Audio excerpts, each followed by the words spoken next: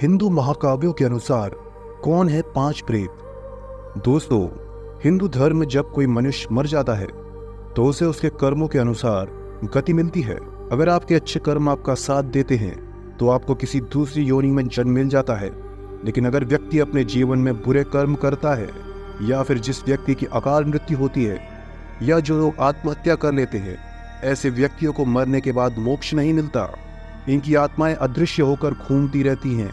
लेकिन जिन लोगों के अंदर नकारात्मकता बहुत अधिक होती है, ऐसे लोग मरने के बाद अदृश्य रूप में बलवान हो जाते हैं और उन्हें प्रेत योनि मिलती है।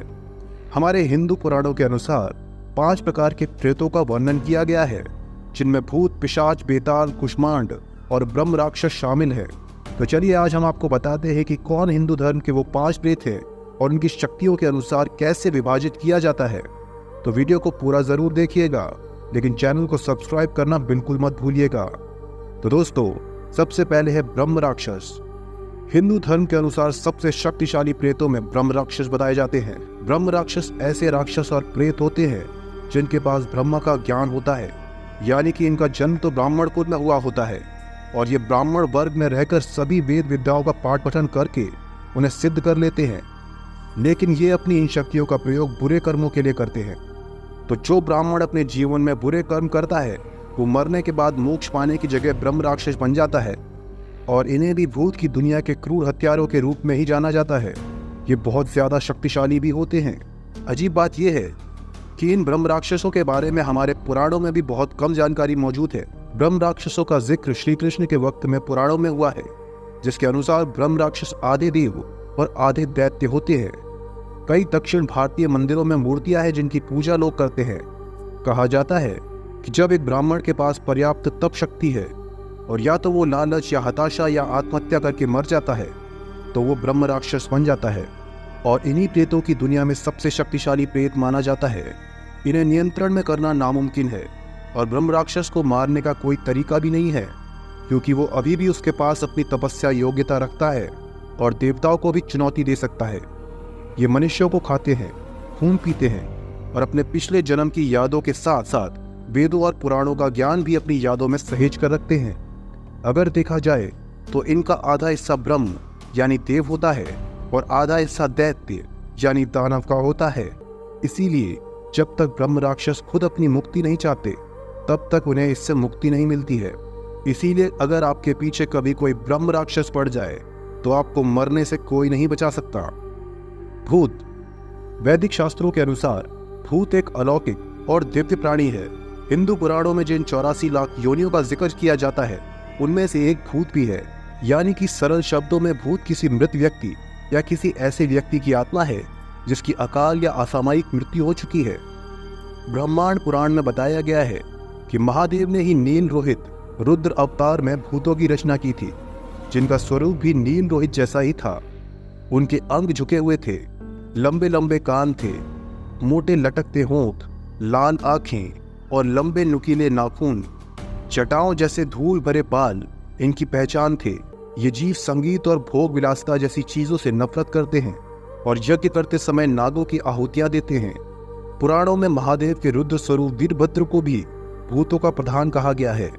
हमारे हिंदू पुराणों में 11 करोड़ भूतों का जिक्र किया गया है, जिनमें स्कंद, नंदिकेश्वर, सखा और भैरव जैसे भूतों का जिक्र है।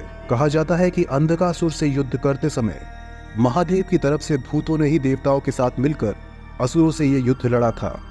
ये जादुई और मायावी शक्तियों के स्वामी होते हैं। भूत पुरुषवादी और परोपकारी दोनों हो सकते हैं। ये ऐसा ही है कि कुछ आत्मा मानव जीवन में है और ब्रह्मा द्वारा लिखित उनकी कुल आयु 80 है। अब उस व्यक्ति की हत्या 30 वर्ष की आयु में हो जाती है और वो भूत जीवन में आ जाता है। बदला लेने या किसी इच्छा को पूरा करने के लिए उस आत्मा को जीवन के बचे हुए शेष वर्षों तक जीवित रहना होगा। पिशाच।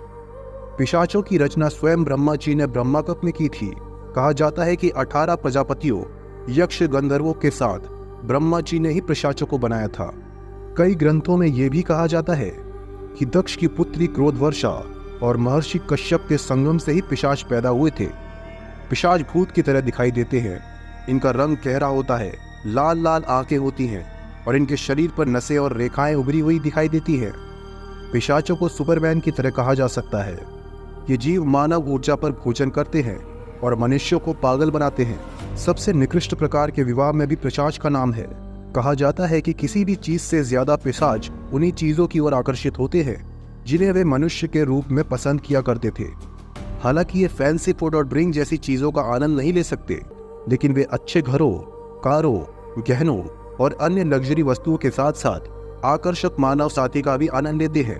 अगर किसी के ऊपर पिशाच आ जाता है तो ये अपने साथी के साथ संभोग कर सकते हैं। ये मानव भक्षी होते हैं, मनुष्य का मांस खाते हैं, किसी का भी रूप सकते हैं और अगर आपके ऊपर सवार हो जाते हैं तो आपका पूरा खून भी चूस लेते हैं। ये इच्छाधारी होते हैं और किसी पर भी सवार हो सकते हैं। पिशाच जिसके ऊपर सवार होते हैं उस व्यक्ति को अकेला रहना पसंद होता है। बेताल। विक्रम और बेताल की कहानी सभी बच्चे अक्सर बचपन में सुना करते थे। इनसे जुड़े हुए कई धारावाहिक भी टेलीविजन पर आ चुके हैं। बेताल 25 में बेताल का विवरण किया गया है। कहा जाता था कि बेताल हर रोज विक्रमादित्य के कंधे पर आकर सवार हो जाता था और विक्रमादित्य को एक कहानी सुनाता था। आखिर में राजा से एक सवाल करता था कि राजा को उसका उत्तर देना ही पड़ता था, लेकिन बेताल की शर्त होती थी कि अगर राजा बोला तो वो राजा के ऊपर से चला जाएगा, लेकिन अगर राजा नहीं बोला तो वो राजा को मार देगा। हमारे हिंदू पुराणों में भी बेताल का जिक्र किया गया है। हिंदू पुराणों में बेताल को शिवजी के गढ़ों में से एक माना जाता था जो पिशाच से भी ज्यादा शक्तिशाली होते थे। बेताल को काल भैरव के भक्त और सेवकों के रूप में नियुक्त किया गया था। बेताल की कई शाखाएं भी होती हैं और भारत में कई जगह पर बेताल स्वामी के मंदिर में भी मौजूद है। कुष्मांड। कुष्मांड का जिक्र भगवती पुराण और मार्कंडेय पुराण में किया जाता है। कुष्मांड बेताल और पिशाच की श्रेणी में ही आते हैं। इन्हें भी भगवान शिव का गढ़ कहा जाता है और इन्हें महाकाली और महादेव की महाकाल रूप की क्रोध अग्नि से पैदा हुए जीव भी कहा जाता है। कुष्मांड मरे हुए शवों के मांस का भक्षण करते हैं और उनका रक्त पीते हैं। अगर ये जीवित प्राणियों के ऊपर सवार हो जाते हैं तो उनके शरीर में कई तरह की बीमारियां भी पैदा कर देते हैं। कहा जाता है कि डाकिनी, राक्षसी और कुष्मांड छोटे बच्चों पर अपना प्रभाव दिखाते हैं। मार्कंडेय पुराण में विवरण है कि जब रणभूमि में देवी महाकाली ने अपने रौद्र रूप में राक्षसों का वध करने के लिए अवतार लिया तो उनके क्रोध की अग्नि से कई योगिनी यक्षिणियां पैदा हुई थी और इन्हीं योगिनियों को तृप्त करने के लिए महाकाल ने भैरव को नियुक्त किया था और इन्हीं भैरव की सेवा में कुष्मांड मौजूद थे जो खुद को रणभूमि में पड़े हुए शवों का मांस खाकर तृप्त कर रहे थे और रणभूमि को खाली करने का जिम्मा उठाए हुए थे। दोस्तों, कहा जाता है कि महादेव ही भूतों के स्वामी हैं। महादेव का रुद्र अवतार ही इन भूतों का स्वामित्व करता है।